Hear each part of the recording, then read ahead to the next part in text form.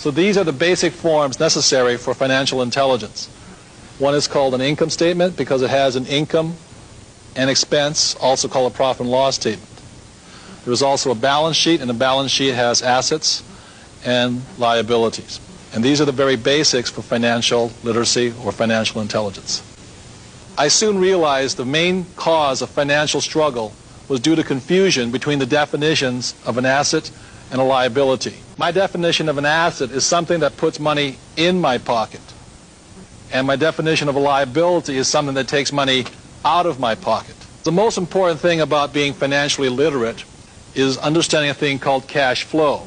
I can tell the difference between a poor person and a middle-class person by simply looking at their income statements and balance sheets and figuring out which direction the cash is flowing. So I will show you the cash flow pattern of a poor person. Generally, a poor person, all they have is a job. The income comes in from the job, goes down, they pay their rent, clothing, a little food, and goes out the expense column. And this is a cash flow pattern of a poor person. The cash flow pattern of a classic middle-class person is a little bit different.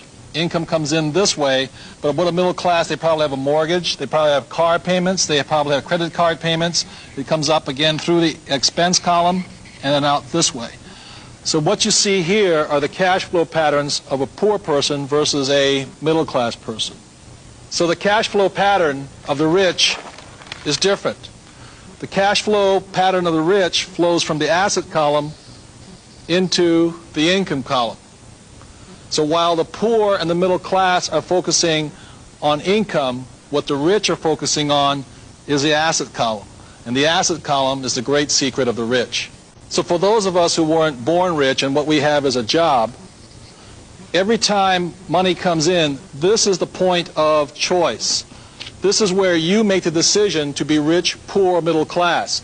If when this dollar comes in and you take the dollar out this way, then it's your decision. If you go and buy yourself a new t-shirt, cappuccino, a new lunch, then you're choosing to expense it right out.